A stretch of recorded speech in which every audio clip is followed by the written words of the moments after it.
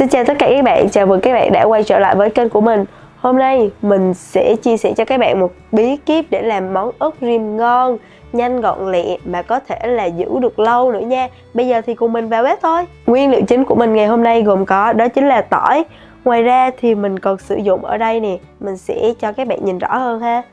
Mình sử dụng ở đây là lá quế nguyệt nhỏ nha, lá nguyệt quế nhỏ nè. Mình sử dụng là 4 lá ha.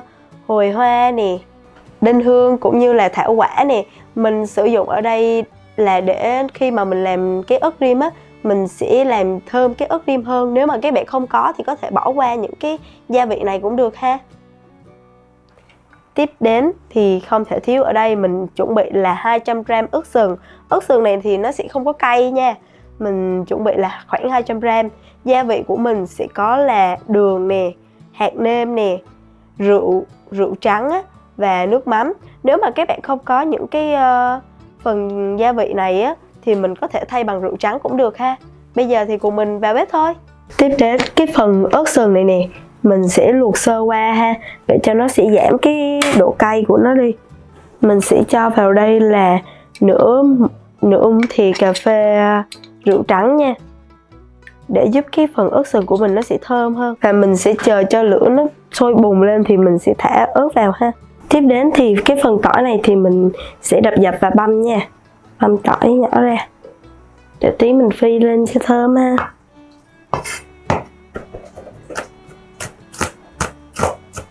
Mình sẽ băm thật nhỏ nha, thật nhỏ thật nhuyễn luôn. Tỏi mình sẽ băm nhỏ như vậy nha. Đó, các bạn băm thật nhỏ cho mình nha. Khi mà mình thấy cái nước của mình nó sôi bùng lên rồi á, ớt của mình sau khi mà rửa sạch thì mình sẽ cho vào đây mình luộc ha.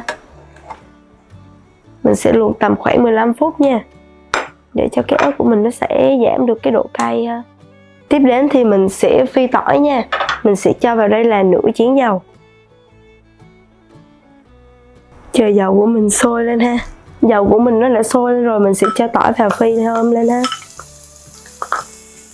Đảo đều tay và các bạn lúc này là để lửa nhỏ vừa cho mình nha. Mình sẽ phi cho đến khi nào tỏi của mình nó vàng đều luôn ha. Sau khi mà mình thấy cái phần tỏi của mình bắt đầu vàng lên như vậy thì mình sẽ tắt bếp nha. Và cái phần dầu sôi, dầu nóng này nó sẽ làm tỏi của mình nó vàng đều hết ha. Đó, vàng đều hết như vậy cho mình nha. Và bây giờ mình sẽ đổ ra nha. Lấy phần tỏi thôi và mình sẽ tách cái phần dầu ra để mình làm cái ớt rim ha.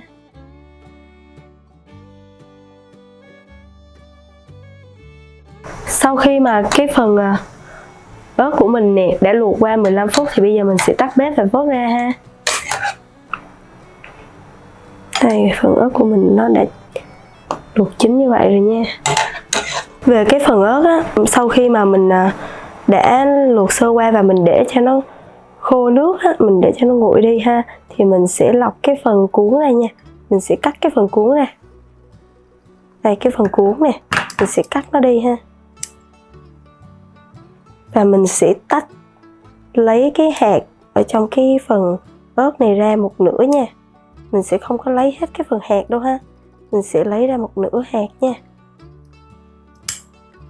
Như vậy thì cái phần ớt của mình nó sẽ giảm độ cay đáng kể ha. Khi mà mình luộc sơ qua như vậy nè thì bây giờ cái ớt của mình nó sẽ đã không còn hăng nữa rồi. Sẽ tách lấy.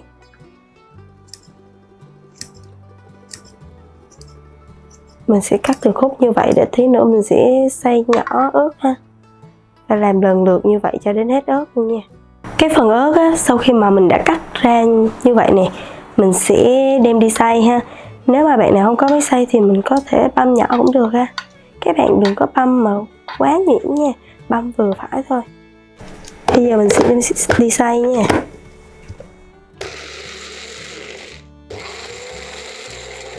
Đây, cái phần ớt nè, các bạn xay cho mình vừa phải cỡ này nha. Đó, vừa cỡ này ha. Băm nhuyễn cũng vậy. Bây giờ thì mình sẽ rim ớt luôn nha. Mình sẽ cho vào đây cái phần mà dầu hồi nãy mà mình phi tỏi á, mình sẽ cho vào đây lại nha. Sau khi mà cái phần dầu của mình nó đã sôi lên thì mình sẽ cho lá quế cũng như là hoa hồi nè, lá nguyệt quế nè, hoa hồi nè, đinh hương, tất cả các hỗn hợp này vào để mình sẽ giúp cho cái phần ớt riêu của mình thơm hơn ha, đảo đều. Khi mà giúp làm thơm lên rồi á, dậy mùi rồi á, mình ngửi được mùi rồi á, thì mình sẽ vớt mấy cái xác này ra ha. Sau khi mà cái phần mình vớt mấy cái phần đinh hương, hoa hồi ra thì mình sẽ cho cái phần ớt vào nha, để mình rim lên. Mình sẽ đổ phần ớt vào ha, và mình sẽ rim lên nha, đảo đều. Nó sẽ không còn cái vị hăng nhiều nữa ha khi mà mình rim ớt. Và bây giờ mình sẽ bắt đầu nêm nếm gia vị ha. Thì các bạn sẽ cho vào đây cho mình là đường nha. Mình sẽ cho vào đây là khoảng 50g đường ha. Đảo đều lên. Các bạn đảo đều lên cho mình. Tiếp đến, để giúp cho cái phần ớt của mình nó đậm đà vị hơn, mình sẽ cho vào đây là nửa muỗng cà phê hạt nêm ha. Cuối cùng là 4 thìa canh nước mắm, 4 thìa cà phê chứ. Mình xin lỗi là 4 thìa cà phê nước mắm nha.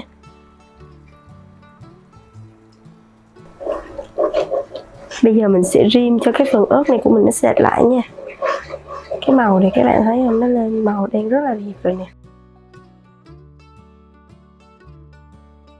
Sau khi mà các bạn thấy cái phần ớt của mình nó sệt như vậy nè, thì mình sẽ cho cái phần tỏi phi vào ha.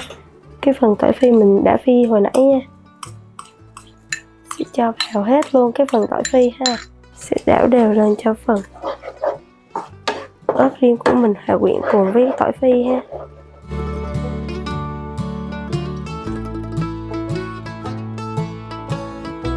Vậy là món ớt riêu của mình đã hoàn thành rồi nha. Và đây là thành quả của mình. Các bạn nhìn nè, cái màu rất là đẹp luôn ha. Giống như ngoài hàng đúng không các bạn? Cái phần ở trên cái phần ớt riêu của mình thì nó sẽ có một cái lớp dầu. Đó, lớp dầu ớt á. Và cái phần ớt của mình nó sẽ sệt như vậy ha. Và nó rất là thơm nha. Thơm cái mùi tỏi nè, cũng như là cái phần đinh hương rồi đó mình bỏ vào, nó rất là thơm luôn. Và đây sẽ là một gia vị mà mình nghĩ là thích hợp cho các bạn ăn với những cái món như là bò nè, bánh tráng nè, thì đều có thể kết hợp được rồi, đều có thể kết hợp ngon luôn ha. Và cái phần gia vị này nè, các bạn có thể để rất là lâu luôn ha.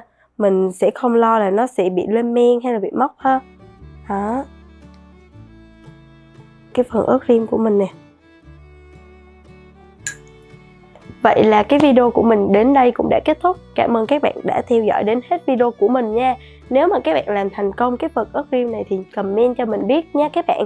Bye bye và hẹn các bạn vào những video tiếp theo.